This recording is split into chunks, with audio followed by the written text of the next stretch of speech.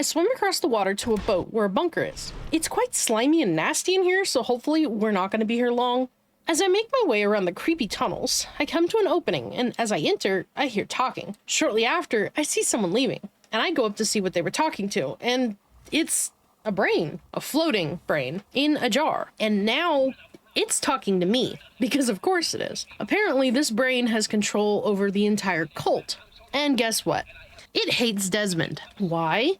Because Desmond has a jammer blocking its influence. The brain in the jar wants it destroyed. I return to Desmond and tell him what I found out. It turns out he knows this guy. They're rivals from back in school. Okay.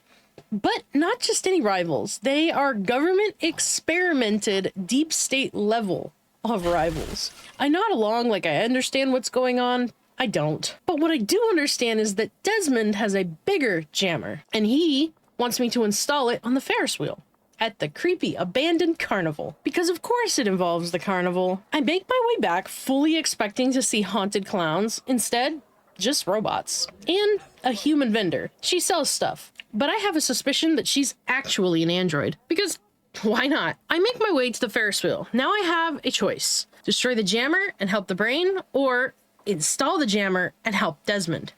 I choose Desmond. I installed the jammer, and the second that I finished, I got jumped by all the cultists. But they came at me one by one, so they all died. I head back to Desmond to tell him the job is done, but before I can get close, the mansion explodes.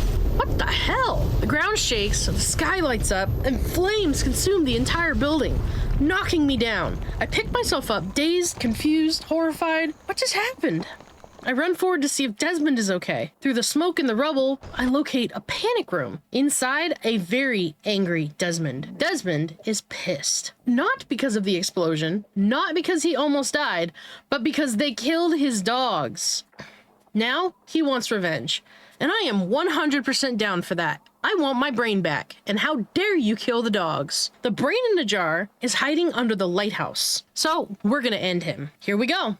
Time to end this. I make my way back to the lighthouse where the brain in the jar is hiding, and inside it's not some eerie science lab. It's not even some high-tech government base. It's a creepy, long tunnel that looks like a prison, which honestly I guess would make sense. But what really catches my eye are all the weapon caches. Somebody clearly expected to fight down here, which is great news for me.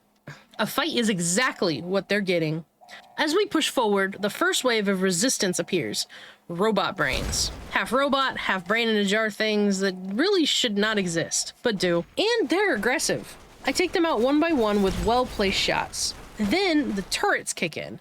Of course this place has turrets. I hate turrets. Because what's a secret underground layer without automated death machines? I manage to disable them, either with bullets or good old-fashioned computer hacking. I reload my weapon and keep moving. Because at the end of this tunnel, it's me versus Brain Jerk. And I'm not leaving without finishing the job. I load up my shotgun and have at it till the brain's glass container explodes, splashing water everywhere. And now, the loot chamber is all mine. With the loot gathered and the brain in chunks, I head back to the cathedral to check on the local weirdos. Turns out, they want me dead, so I returned the favor, politely, with bullets. I planned to head back to the ferry and leave this place behind for good, but then I found a cave. So, of course, I went in. Inside was this guy who wanted 1,000 caps just to play a game. 1,000. Well, I paid it. Apparently, I signed up for a safari. Kind of a free-for-all XP grinder disguised as a fun zombie activity. So I did what any adventurer with a gun and trauma does. I killed everything that moved. It was over pretty quickly. No replays. Which, you'd think that they want this to be a repeat. Still, they handed me a weapon. The Dismemberer. Nice name. Real subtle. With blood on my boots and a weird axe in my hand, I made my way back to Point Lookout and to Pilgrim's Landing. Then to the ferry. And that's where I met Nadine. Again, she told me the guy who brought us here is the one that took the part of my brain out. Excuse me? And apparently he also keeps the bits of brains in jars, like some sort of cerebral Pokemon collector. Well, Nadine locked him up and took over his boat, so at least someone's doing well. I told her I was done, like done, and she agreed to take me home. On the journey back to the mainland, I dropped by the bunker. Tobar was in there, so I killed him. He deserved it for taking out my brain. I took the little piece of brain in my jar and went to bed. When I woke up, we were home. What a weird nightmare. I'm so glad that's over. Let's get back to Megaton. I bet Moira will be thrilled to see my little brain in a jar. After catching up with Moira, who was way too excited about my brain being in a jar thing, I finally headed home. But peace and quiet is never an option in the Wasteland, and I decided it's time to clean up my quest log. The first stop was Great Itch, where I found Brian's dad, or what was left of him at least. I looted the shack key off his body and went out to break the news to Brian. The kid took it surprisingly well. He kind of already suspected his dad was dead, but hearing it kind of made it real for him. I promised to take down whatever did this to his dad, and I left. But first, a plot twist. I made a stop at the Pitt, because nothing screams side mission like liberating slaves from the City of Despair. Dressed like a cheap pre-war party girl in a stormtrooper helmet, yes, that's exactly what I look like. I stuck out like a sore thumb, but I snuck in like a budget Mad Max character. Nobody suspected a thing. I don't know how, but I killed everybody anyway, because slavery is bad, and also explosions. I fought through traps, blew up some cars, blew up myself, and I eventually stumbled upon a trail of slave corpses. Welcome to the Pit. Raiders were everywhere, so I hid my weapon, went full fist mode, and got into the slave market. They took everything from me. Classic Pit hospitality. Now, stripped down to just my hopes and dreams, I entered downtown. I met the workers, I met the guards, and I started snooping around for tools, weapons, literally anything useful, since they had taken everything. That's when I met Medea. She already knew why I was here. Turns out that there's been a plan brewing for a while now. She took me somewhere private so we could talk. This place, it's crawling with watchers. I had to keep a low profile. Her plan? Get me into Asher's stronghold. He's the big boss around here. But first, I had to look like I belonged here. So, she put me to work in the steelyard. She told me to find Marco, the weapons maker. On the way back, I bumped into Miley, who was looking for somebody named Wild Bill, a friend who never made it back from the steelyard. I entered this steelyard, and it was not welcoming. I discovered an ammo crafter, which was actually kind of cool. I guess you melt junk down to make bullets. Then I find an injured slave, but with nothing to help him, I put him out of his misery. Eventually, I met up with Marco, and thank God, he gave me a weapon, finally some backup. I headed deeper in and met Everett, who guided me towards the steelyard gate. Past the cage, through the door, and into purgatory. Right outside, I found another dead slave, armed, thankfully. I picked up all of the things on its body and grabbed some iron bars near it too. Never know when those will come in handy. I equipped my new best friend, which is called the auto axe, and immediately tested it on a thing called a trog that lunged at me from behind a gate. It got a hit in on me, but I got the last laugh with an axe to its face. Pushing further in, I find a body. It was Wild Bill. Poor guy didn't make it. I took his note, his gun, and his ammo.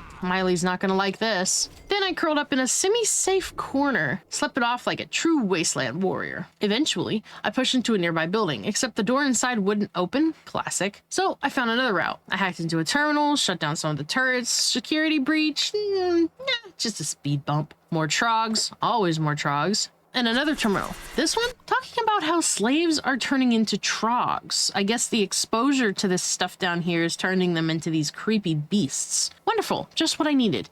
Another super mutant-esque nightmare. It's all mutating them slowly, and now I'm rad poisoned. Awesome. So I keep killing, scavenging, trying to gather more ingots while fighting off growing nausea and existential dread. Bodies are everywhere, but one in particular catches my eye. A guy holding a weapon called the Man Opener, which is a choice. Not my choice, but a choice. It's a giant can opener made to cut people. He's dressed real fancy too, so I take his outfit. He had oxygen tanks on him as well, like he knew this air was poison. More proof that the transformation into trogs is definitely real. I keep hunting. I keep hauling in ingots and bam, out of nowhere I get a perk. Auto axe damage increased.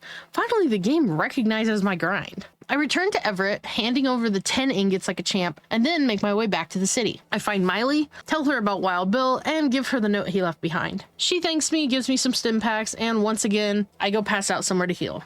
When I wake up, I talk to Medea again. Apparently, there's a fight coming up. Slave gladiator style will winners get their freedom. You enter, you fight, you have to win, or you die. I follow everybody out into a noisy ceremony where everyone is glitch talking over each other like some nightmare Discord call. Cool. Then I wander around aimlessly, trying to figure out what to do. 10 out of 10 quest design, guys. Eventually, I find Phaedra. I sign up for the arena, and I get thrown into my first match. The opening act is toxic barrels raining from the sky like radioactive party favors. Then comes the first guy. I axe him. Victory. Still sick with radiation poisoning, I get patched up a little bit by Phaedra, then shoved into round 2. This time the guy has a flame gun. It hurts, but not as much as my axe hurts him. So I take his weapon, fair trade, and one last fight. I equip the flame gun this time. Big mistake for him. The fight is over fast, and my efforts, I get a perk. Resistance increased. And I'm congratulated like I just graduated from some kind of murder college. The boss now wants to see me. Time to claim my stuff, my glory, and probably raise a little hell. I go up to meet Asher. Except I forgot to equip armor and got shredded instantly, so reboot. Let's do this again. I regret nothing. I talk to Medea, then head into Asher's mansion. Asher's there, so is Crenshaw. They don't trust me, but they notice me. I tell them I want to join their army because lying is free and effective, and that gets me to meet their scientist and the cure. The cure is a baby. A literal infant. And they, for my quest, want me to steal the child. Disturbed doesn't even cover it. Asher's own child, naturally immune to the mutation of the Trog. Even her father calls her the cure. They don't know why she's immune, just that she is. Now I have a choice. Kidnap the baby or walk away. I step up to the crib, a computer boots up talking about the baby. The computer revealed more about the baby. Her strange, incredible immunity to mutation, something no one else has. That makes her more than just a kid. She's hope, a potential cure. And it's decision time. Steal the baby, don't steal the baby, steal the baby. I kill the witnesses first because the witness can't snitch if she's 6 feet under, and then I scooped up the baby, who, by the way, is completely calm through all of this. And I left. And suddenly, everyone wanted to stop me. Gee, I wonder why. I'm just a good citizen with a mysterious infant. I fought my way out, guards falling one after another, still carrying the baby, still being shot at, and still regretting these life choices. But I made it out, alive, with the child. Back in the city, I find Medea. I asked her if she knew that the cure was a child. Yep, she knew. She told me to stop whining about it and that this was bigger than me and that she would keep the baby safe. Well, I hope so because I just killed its parents. And honestly, I don't know if I did the right thing anymore. I found Werner, I give him the child, and I asked why he didn't mention that I'd be kidnapping a literal baby. His answer was, I'd figure you'd complain. Yeah, that's fair. I would. I did. I am. So now she's in Werner's hands. He says they can use her to cure the Trog plague. Fine, I'm already knee-deep in regret as it is, but it's not over. He has one last job for me. I need to lure all the Trogs into one location by flooding the steelyard. With light. Great! Just what I wanted, more Trogs. I wander until I finally locate the power plant and head in. Instant regret. There's a Trog savage waiting to greet me and piles of human remains everywhere. This place smells like rotten flesh and wet metal. Everything is dim and damp and coated in despair, and I don't want to be here. There are arrows on the walls pointing me towards my goal, probably left by somebody with a death wish. I follow them through more corridors and more creepy Trogs. This is why the cure matters. All of this filth, all of this radiation, all of this rot, it changes people, twists them into monsters. Eventually, I find the terminal. I shut off the lights, and then the system freaks out and starts counting down to self-destruct.